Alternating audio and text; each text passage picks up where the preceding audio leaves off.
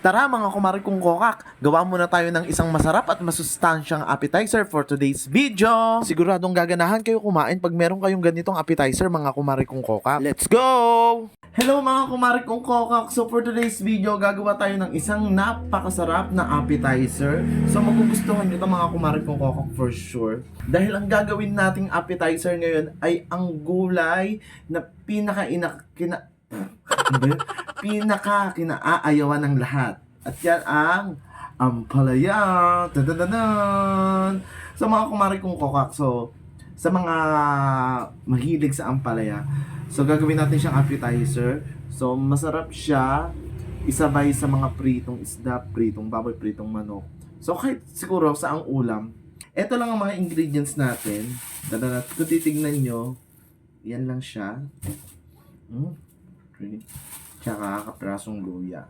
So, yung mga ibang pampalasa, mamaya pakita ko na rin sa inyo. So, ito yung mga main ingredients lang ang pinakita ko sa inyo. Tsaka lalagyan natin kasi siya ng tidbits. So, ito ang magpapa-add ng flavor sa ating appetizer na ampalaya.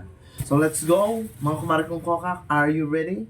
So, I'm ready now. Let's go! Gawin na natin ang ating ampalaya appetizer. So, ayan mga kumari kong kokak. Ihiwain na natin ang ating ampalaya. Yeah.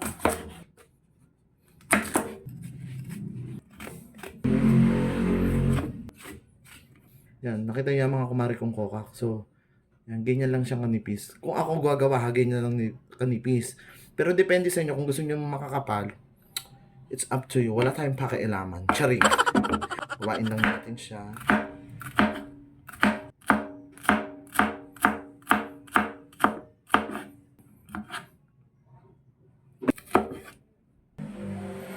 So, yan ang mga kumari kong kokak na nahiwa ko na siya lahat. So, ang gagawin natin dito ay lalamasin natin siya sa asin. Huwag kayong mag-alala mga kumari kong kokak kahit maraming asin yan. Puhugasan naman natin yan. Kaya hindi yan maalat. Lalamasin. Nilagyan ko lang ng konting tubig. Tapos, lalamasin nyo lang siyang maigi. Para mawala yung pait niya. So, nalabas na yung katas niya, nangangamoy na siya mabuti. Pipagayin lang natin mabuti mga kumari kong kokak. So, ayan. So, ayan mga kumari kong kokak, 2 beses ko siyang lalamasin.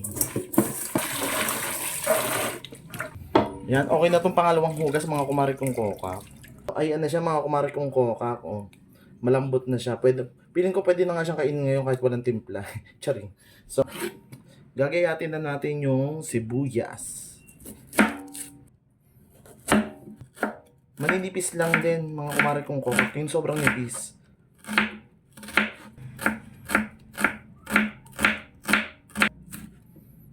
Yan. Kamatis.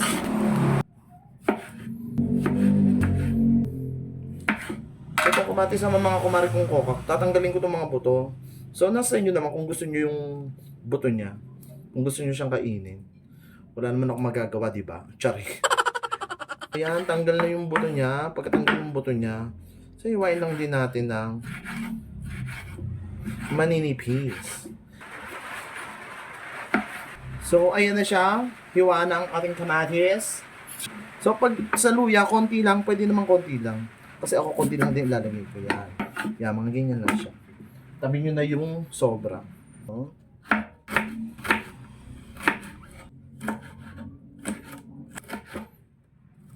yan mga kumari kong kokak, pinong-pinong mas maganda.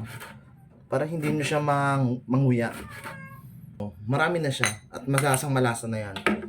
Tapos naisipan ko siyang lagyan ng sili mga kumari kong kokak kasi gusto ko yung medyo may anghang. So nasa sa inyo na kung gusto nyo siyang lagyan o hindi. Pwede rin na siling labuyo kahit isang piraso. So ako ilalagay ko to mga kalahati lang siguro. Para hindi siya masyadong maanghang. So, hihimain ko na siya ng paganito. Ninigis din. So, mga ganyan. Tinira ko na lang to. Hindi ko na siya nilahat. Ay, gagawa naman tayo ng pinaka-sauce na ilalagay natin sa ating ensalada. Suka. Kahit anong suka pwede ha, mga kumari kong koka. Paminta. Ako napakahilig ko sa paminta. Asin. Huwag masyadong maalat ha, mga kumare kong kokak. Asukal.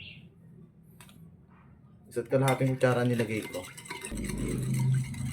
So ayan, okay na to mga kumare kong kokak. Pag tunaw na, so i-combine all together na natin yung ating mga gulay. So ayan, lalagyan na natin ang ating ampalaya, kamatis, ayan yung ating sibuyas. So eto, lalagyan na natin, sabihin na natin. Same lang din yan, inisa-isa ko lang yung kanina. Tapos, isang maliit na pack ng pineapple tidbits natin na 19 pesos. Yan sa tindahan. So, kasama yung sabaw, dagdag flavor. Tapos, ilalagay na natin yung sauce, yung ating suka na tinimplahan.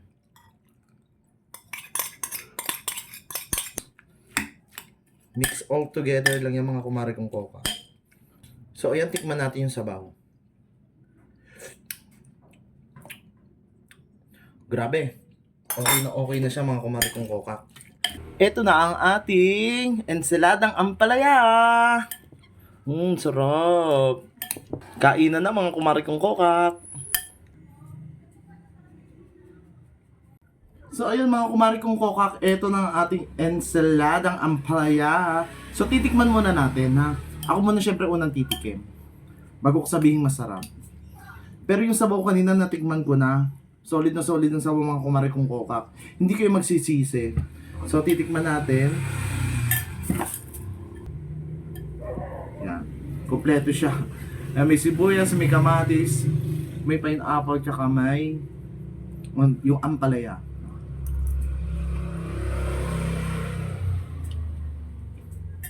Ang sarap. Ang sarap niya mga kumare kong kokak, lalo pag sinasabay ito, itong pineapple chunks, ang sarap niya. Walang pait. I promise yung mga kumare kong kokak, napakasarap. Gawin nyo na. Basta gawin nyo lang yung procedure na ginawa ko doon sa ampalaya. For sure, hindi siya mapait. Tapos, kasama pa tong pineapple chunks, napakasolid mga kumare kong kokak. Sigurado mapaparami ang kanin nyo sa pagkain. Tapos mas okay siya kung ilalagay nyo muna siya sa ref, mga kumare kong kokak. Mas masarap siya pag medyo malamig na. And maraming salamat sa panonood, mga kumare kong kokak. Thank you for watching my video. Babu! Mwah! Mwah! Bye-bye! Follow me for more! Babu!